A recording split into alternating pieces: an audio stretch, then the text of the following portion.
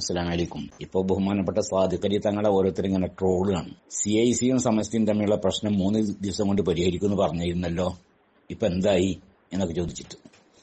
സംഗതി CIC സമസ്ത പ്രശ്നം പരിഹരിക്കുമെന്നല്ല തങ്ങൾ പറഞ്ഞിരിക്കുന്നത്. ഇപ്പോഴത്തെ പുതിയ പ്രശ്നം അത് സംബന്ധമായാണ് പത്രക്കാർ ചോദിക്കുന്നത്. അതായത് മുസൽ ഫൈസിയെ സസ്പെൻഡ് ചെയ്തതിനെ സംബന്ധിച്ച്. അപ്പോ തങ്ങൾ പറയണത് അത് 2-3 ദിവസം കൊണ്ടൊക്കെ പരിഹരിക്കും എന്നുള്ളത്. അത് തങ്ങളത് പറയാനുള്ള കാരണമുണ്ട്. അത് ബഹുമാനപ്പെട്ട സമസ്തയുടെ ഉന്നതരായ ചില ആളുകളോട് ആ വിഷയം സംസാരിച്ചിരുന്നു. അപ്പോൾ അവർ പറഞ്ഞു അത് നമ്മൾ ഔദ്യോഗികമായിട്ട് പുറത്തു വിട്ടിട്ടില്ലല്ലോ ആ വിഷയം, അത് 1-2 ദിവസം കൊണ്ടൊക്കെ പരിഹരിക്കും എന്ന് പറഞ്ഞു. അപ്പൊ അതിൽ വിശ്വാസം അർപ്പിച്ചുകൊണ്ടാണ് ബഹുമാനപ്പെട്ട തങ്ങള് അത് 2-3 ദിവസം കൊണ്ട് പരിഹരിക്കും എന്ന് പറഞ്ഞത്. പക്ഷെ ഇവർ പരിഹരിക്കണ്ടേ? ഇവർക്ക് ഈ പ്രശ്നം ഇങ്ങനെ ചില ആളുകൾ കളിക്കണ്ടല്ലോ സമസ്തയിൽ. അതായത് ഈ എപ്പോഴും പ്രശ്നങ്ങൾ ഇങ്ങനെ നീട്ടിക്കൊണ്ടു പോകണമെന്ന്. ഒരു പ്രശ്നം പരിഹരിക്കപ്പെടരുത്, പ്രശ്നങ്ങൾ നീട്ടിക്കൊണ്ടു പോകണം എന്ന് ആഗ്രഹിക്കുന്ന, അതിനുവേണ്ടി പ്രവർത്തിക്കുന്ന പല ആളുകളും സമസ്തന്റെ ഉള്ളിലുണ്ട്. നമുക്ക് അറിയുന്ന ഒരു വിഷയമല്ലേ. സത്യത്തിൽ മുസൽ ഫൈസിയെ സസ്പെൻഡ് ചെയ്തു എന്ന് നമ്മൾ കേട്ടു. ഏതൊരു ചാനലുകാർ അത് പറയും ചെയ്തു. അതല്ലാതെ മറ്റ് ഒരുപാട് ചാനലുകളുണ്ടല്ലോ നമ്മുടെ നാട്ടില്. പല ചാനലുകളും അത് അങ്ങനെ അത്ര സംബന്ധമായ ഒരു വിഷയവും പറഞ്ഞിട്ടില്ല. അപ്പൊ ചാനലുകാരെന്തെങ്കിലും പറഞ്ഞപ്പോൾ സമസ്തന്റെ തീരുമാനമാക്കാൻ പറ്റൂല്ലോ. പിന്നെ സുപ്രഭാതത്തിൽ വന്നു ബഹുമാനപ്പെട്ട ജിഫി തങ്ങൾ തന്നെ പറഞ്ഞിട്ടുണ്ട് മുമ്പ്, സമസ്തയുടെ പ്രസിഡന്റ്, അത് സുപ്രഭാതത്തിൽ വരുന്നത് സമസ്തയുടെ തീരുമാനമല്ല എന്ന്. പിന്നെ സമസ്തന്റെ തീരുമാനം ആണെങ്കിൽ അത് ഞാനോ അതല്ലെങ്കിൽ സെക്രട്ടറിയോ അതല്ലെങ്കിൽ ഇങ്ങനത്തെ കുറച്ച് ആൾക്കാരൊക്കെ പറഞ്ഞു, അവരൊക്കെ പറയണം. അതല്ലാതെ ആരെങ്കിലും പറയുന്നത് സമസ്തന്റെ അഭിപ്രായമല്ല, സുപ്രഭാതത്തിൽ വരുന്നത് സമസ്തന്റെ അഭിപ്രായമല്ല എന്നൊക്കെ ബഹുമാനപ്പെട്ട ജിഫ്രി തങ്ങൾ തന്നെ പറഞ്ഞിട്ടുണ്ട്. അപ്പോ ബഹുമാനപ്പെട്ട തങ്ങള് സമസ്തന്റെ ഉന്നതരായ ആളുകളുമായി ബന്ധപ്പെട്ടപ്പോൾ അതിന്റെ അടിസ്ഥാനത്തിലാണ് അവർ പറഞ്ഞത്. അതിപ്പം നമ്മൾ ഇങ്ങനെ ഔദ്യോഗികമായിട്ട് അങ്ങനെ പ്രഖ്യാപിച്ചിട്ടൊന്നുമില്ലല്ലോ. അപ്പോ അതൊക്കെ 1-2 ദിവസം കൊണ്ട് പരിഹരിക്കുന്നു. പക്ഷെ അതിൽ അങ്ങനെ പരിഹരിക്കപ്പെടുമെന്ന് തങ്ങൾ വിശ്വസിച്ചു. അതുകൊണ്ട് തങ്ങൾ 2-3 ദിവസം കൊണ്ട് പരിഹരിക്കും തങ്ങൾ പറഞ്ഞു ചെയ്തു. അതിന്റെ പേരാരും തങ്ങളെ ട്രോളേണ്ട ആവശ്യമില്ല എന്ന് പറയാം. പിന്നെ മൊത്തത്തിൽ ഇന്ത്യയിലെ മുസ്ലിങ്ങളാദി ന്യൂനപക്ഷങ്ങളുടെ രക്ഷാകവചമായിട്ടുണ്ട് കേരള മുസ്ലിങ്ങൾ. അത് ഇന്ത്യൻ യൂണിയൻ മുസ്ലിം ലീഗിലൂടെ പ്രത്യേകിച്ച് ഇന്ത്യയുടെ വിവിധ ഭാഗങ്ങളിൽ നടക്കുന്ന ആൾക്കൂട്ട കൊലപാതകങ്ങളൊക്കെ അതിലൊക്കെ ഇടപെടുന്നത്, അതിന്റെ ആ കൊല്ലപ്പെട്ട ആളുകളുടെ വീടുകൾ സന്ദർശിക്കുന്നത്, അവരെ സമാധാനിപ്പിക്കുന്നത്, അവർക്ക് ധനസഹായം നൽകുന്നത്, അവർക്ക് നിയമസഹായം നൽകുന്നതൊക്കെ ഇന്ത്യൻ യൂണിയൻ മുസ്ലിം ലീഗാണ്. അതുപോലെ മുസ്ലിങ്ങളാദി ന്യൂനപക്ഷങ്ങൾക്കെതിരിൽ ഭരണപക്ഷത്തിൽ നിന്ന് എന്തെങ്കിലും സംഭവിക്കുമ്പോൾ അതിലൊക്കെ തടുത്തു നിർത്താൻ വേണ്ടി ശ്രമിക്കുന്നത് മുസ്ലിം ലീഗാണ്. മുസ്ലിം ലീഗിന്റെ MP-മാരും നേതാക്കളൊക്കെയാണ്. പാർലമെന്റിലും രാജ്യസഭയിലും അതുപോലെ തന്നെ സുപ്രീം കോടതിയിലൊക്കെ കേസ് കൊടുക്കേണ്ടി വരികയാണ്. കേസ് കൊടുക്കുന്നതൊക്കെ മുസ്ലിം ലീഗാണ്. അതുകൊണ്ട് മുസ്ലിം ലീഗിന്റെ ശക്തി ഒന്ന് ക്ഷയിപ്പിക്കണം എന്ന് ഇസ്ലാമിന്റെ ശത്രുക്കൾക്ക് വളരെ നിർബന്ധമുണ്ട്. അപ്പോൾ മുസ്ലിങ്ങളാദി ന്യൂനപക്ഷങ്ങളുടെ രക്ഷാകവചമായി മാറിയിട്ടുണ്ട് ഇന്ത്യൻ യൂണിയൻ മുസ്ലിം ലീഗ്. ആ മുസ്ലിം ലീഗിനെ തകർക്കണം. എന്നിട്ട് മറ്റുള്ള സംസ്ഥാനങ്ങളിലെ മുസ്ലിങ്ങളുടെ അവസ്ഥ പോലെ കേരളത്തിലും ആവണം. കേരള മുസ്ലിങ്ങളുടെ ശക്തി ക്ഷയിപ്പിച്ചാൽ മറ്റുള്ള സംസ്ഥാനങ്ങളിലെയും മുസ്ലിങ്ങളെ കുറിച്ച് ചോദിക്കാനും പറയാനും ആരും ഉണ്ടാവില്ല എന്നൊരവസ്ഥയിലേക്ക് എത്തിക്കണം. ഇതിനു വേണ്ടി ഇസ്ലാമിന്റെ ശത്രുക്കൾ ഗൂഢമായ ശ്രമം നടത്തിക്കൊണ്ടിരിക്കുകയാണ്. അതിനുവേണ്ടി അവർ ഉപയോഗിക്കുന്നത് സമസ്തയിൽപ്പെട്ട ചില ആളുകളെയാണ്. അത് എന്തോ നമ്മളിൽപ്പെട്ട പലർക്കും മനസ്സിലാക്കാൻ സാധിച്ചിട്ടില്ല എന്നാണ് തോന്നുന്നത്. പിന്നെ CIC പ്രശ്നം അതും എന്നോ പരിഹരിക്കപ്പെടേണ്ടതായിരുന്നു. ഈ ദുശക്തികളുടെ ഇടപെടൽ മൂലം അത് പരിഹരിക്കപ്പെടാതെ പോവുകയാണ്. ഇപ്പോൾ സമസ്ത ആവശ്യപ്പെട്ടതൊക്കെ CIC അംഗീകരിച്ച്. പെൺകുട്ടികളുടെ വിവാഹത്തിന്റെ വിഷയം, അതുപോലെ തന്നെ കമാൽ പാഷയെ മാറ്റുന്ന വിഷയം, വാഫി ദർസ് നിർത്തിവെക്കുന്ന വിഷയം, അങ്ങനെ പലതും സമസ്ത ആവശ്യപ്പെട്ടു. ആ ആവശ്യപ്പെട്ടതൊക്കെ സമസ്ത അംഗീകരിച്ച് ബഹുമാനപ്പെട്ട സ്വാദിഖലി തങ്ങൾ ഒപ്പിട്ടുകൊടുത്തു. പ്രശ്നം പരിഹരിച്ചു എന്ന് സുപ്രഭാതത്തിൽ സമസ്തയുടെ ലെറ്റർ ഹെഡിൽ തന്നെ വരികയും ചെയ്തു. CIC സമസ്തയും കൊണ്ട് ഉണ്ടായിരുന്ന പ്രശ്നങ്ങളൊക്കെ തീർന്നിട്ടുണ്ട്. CIC-യുമായി സമസ്ത വീണ്ടും സഹകരിക്കുന്നതാണ് എന്നൊക്കെ പറഞ്ഞുകൊണ്ട് സമസ്തന്റെ ലെറ്റർ ഹെഡിൽ സുപ്രഭാതത്തിൽ വരും ചെയ്തു. എല്ലാവരും സമാധാനിച്ച് പ്രശ്നം തീർന്നല്ലോ എന്ന്. അപ്പോഴാണ് വേറെ ചില കാര്യങ്ങൾ ആവശ്യപ്പെടുന്നത്. അപ്പൊ അതാണ് പറഞ്ഞത്, പ്രശ്നം പരിഹരിക്കാതെ ഇങ്ങനെ നീറിപ്പുകഞ്ഞുകൊണ്ടിരിക്കണം എന്ന് ആഗ്രഹിക്കുന്ന പലരും ഉണ്ടേ. അപ്പോ പിന്നെ എങ്ങനെ പരിഹരിക്കുക? പിന്നെ സമസ്ത പറഞ്ഞു ഹക്കീം ഫൈസിയെ മാറ്റണമെന്ന്. ഹക്കീം ഫൈസിന്റെ അടുക്കലുള്ള തെറ്റുകളൊന്നും ബഹുമാനപ്പെട്ട സാദിഖ്യങ്ങൾക്ക് ബോധ്യപ്പെട്ടിട്ടില്ല. എന്നിട്ടും സമസ്ത പറഞ്ഞതല്ലേ എന്നുള്ളത് കൊണ്ട് മാത്രം ബഹുമാനപ്പെട്ട തങ്ങള് ഹക്കീം ഫൈസിയോട് രാജി ആവശ്യപ്പെട്ടു.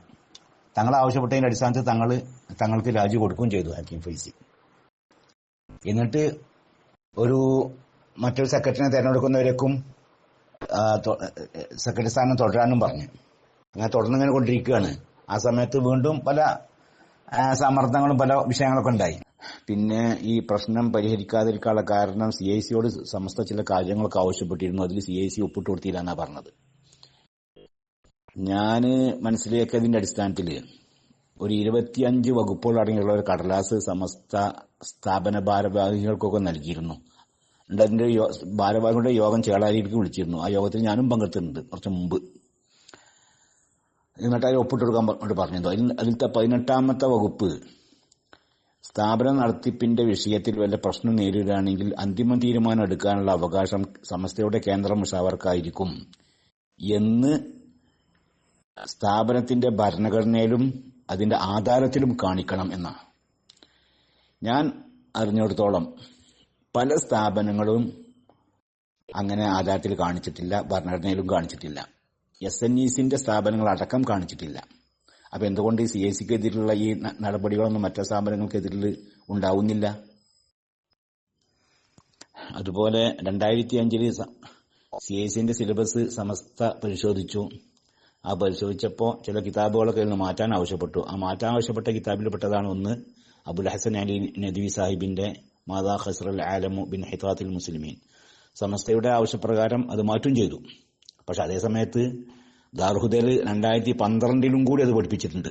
മുതാലഅ എന്ന ഒരു വിഭാഗമുണ്ട്, അതിൽ ഉൾപ്പെടുത്തിയതായിരുന്നു ഈ മാദാ ഖസ്റൽ ആലമു ബിൻ ഹിതാത്തിൽ മുസ്ലിമീൻ എന്ന് പറയുന്ന ആ കിതാബ് നദ്വി സാഹിബിന്റെ 2012 ദാർഹുദയിലാണെങ്കിലോ അതിന്റെ നേതൃനിരയിലുള്ള പ്രധാനപ്പെട്ട ആളായിരുന്നല്ലോ ബഹുമാനപ്പെട്ട ചെറുശ്ശേരി ഉസ്താദ്, സമസ്തന്റെ സെക്രട്ടറി ആയിരുന്നു. ഞാൻ ഗൾഫിലൊക്കെ പോണതിന് മുമ്പ് ഈ കോട്ടുമല കോംപ്ലക്സിൽ കുറച്ച് പഠിപ്പിച്ചിട്ടുണ്ട്. അന്ന് ആ സ്ഥാപനത്തിന്റെ പ്രിൻസിപ്പാൾ മർഹൂം CH അഹിദുറോസ് മുസ്ലിയാർ നവറല്ലാഹു മർക്കദഹു അദ്ദേഹമായിരുന്നു. അതിന്റെ വൈസ് പ്രിൻസിപ്പാൾ ഇന്ന് ജാമിയത്തെ ഉസ്താദായ കേന്ദ്ര മുഷാവറംഗമായ അസ്ഹർ ഫൈസി ആയിരുന്നു. ആ സ്ഥാപനത്തിൽ അന്ന് അബുൽ ഹസൻ അലി നദ്വിയുടെ പല കിതാബുകളും പഠിപ്പിക്കുന്നുണ്ട്. ഉദാഹരണം പറയുകയാണെങ്കിൽ ഖസസുൻ നബിയീൻ, അതുപോലെ തന്നെ ഖിറാഅത്തുർ റാഷിദ. അത് ആ സ്ഥാപനങ്ങൾ മാത്രമല്ല, സമസ്തയുടെ പല സ്ഥാപനങ്ങളിലും ഈ അബുൽ ഹസൻ അലി നദ്വിയുടെ കിതാബുകളൊക്കെ പഠിപ്പിക്കുന്നുണ്ട്. ഒരു ഉന്നതനായ ഒരാള് മാർക്സിസ്റ്റ് പാർട്ടിയുടെ സ്റ്റേജിൽ ഒരു നിസ്കാരം നിർവഹിക്കുക, ഒരു കോമാളി നിസ്കാരം. പിന്നെ ചാനലുകാരോടൊക്കെ അദ്ദേഹം മാർക്സിസ്റ്റിന് അനുകൂലമായി സംസാരിക്കുക, ലീഗിന് എതിരായി സംസാരിക്കുക. ബഹുമാനപ്പെട്ട സയ്യിദ് സാദിഖ് അലി തങ്ങളെ വളരെ ഇകഴ്ത്തിക്കൊണ്ട് പൊതു സ്റ്റേജിൽ പ്രസംഗിക്കുക.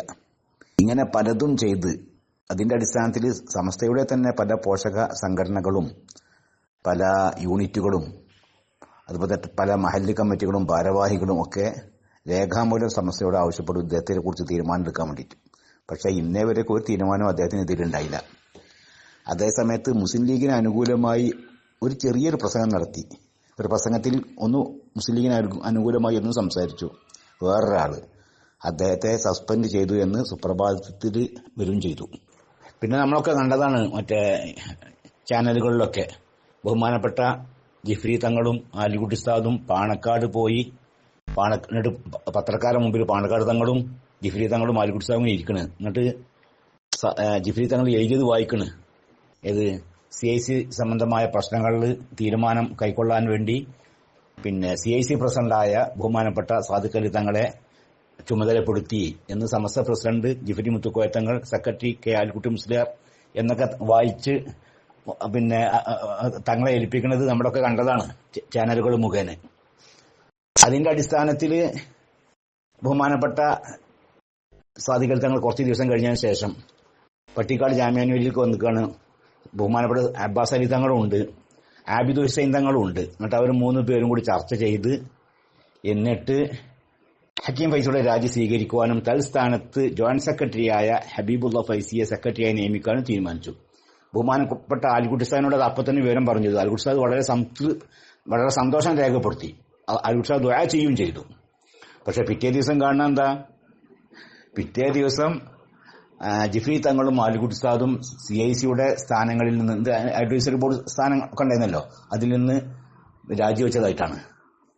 ഇതിന് മുമ്പ് കേട്ടുകേൾവിണ്ടാ. പാണക്കാട് തങ്ങളെ ഏൽപ്പിക്കുക ഒരു വിഷയം തീരുമാനം കൈക്കൊള്ളാൻ വേണ്ടി.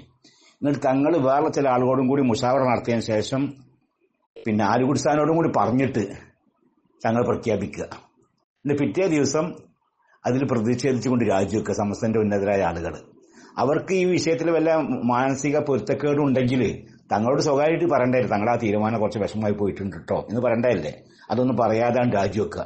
ഇത് സമസ്തന്റെ ചരിത്രത്തിന് മുമ്പുണ്ടായിട്ടുണ്ട്.